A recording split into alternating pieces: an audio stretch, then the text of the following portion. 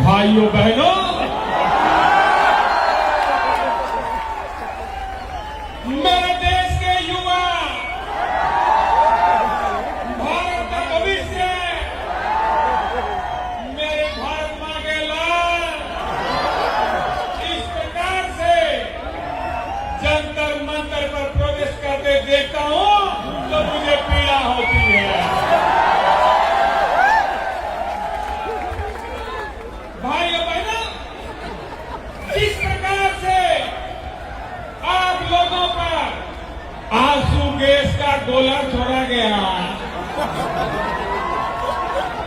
मुझे पूरा भरोसा है कि आंसू आपकी आंख से ही नहीं बल्कि आपकी वीडियो देख करके पूरे हिंदुस्तान की आंखों से आ रहे थे।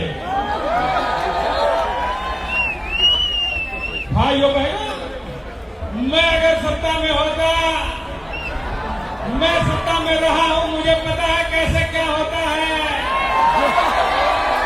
मैं अगर सत्ता में होता तो ये युवाओं को यहां ऐसे बिखरने बगड़ने नहीं देता, ये युवाओं को रोने नहीं देता, ये बेरोजगारों को यहां पर घूमने नहीं देता। और इसलिए जब मेरी सरकार बनेगी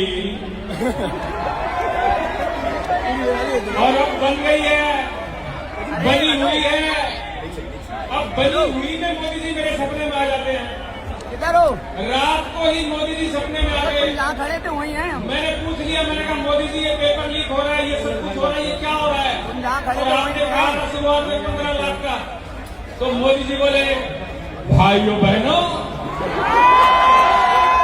मैंने कहा था जब मैं पीएम बनूंगा तो सबके खाते में 15-15 लाख रुपए आएंगे।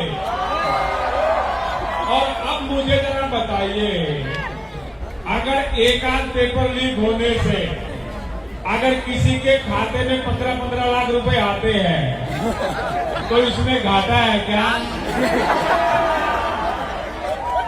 एक आध का तो फायदा है लेकिन घाटा हमारा सबका है।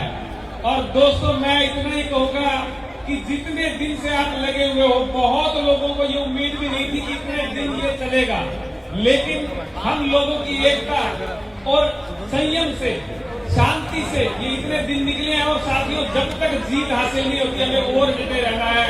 भारत माता की जय, भारत माता की जय। तो दोस्तों, इसी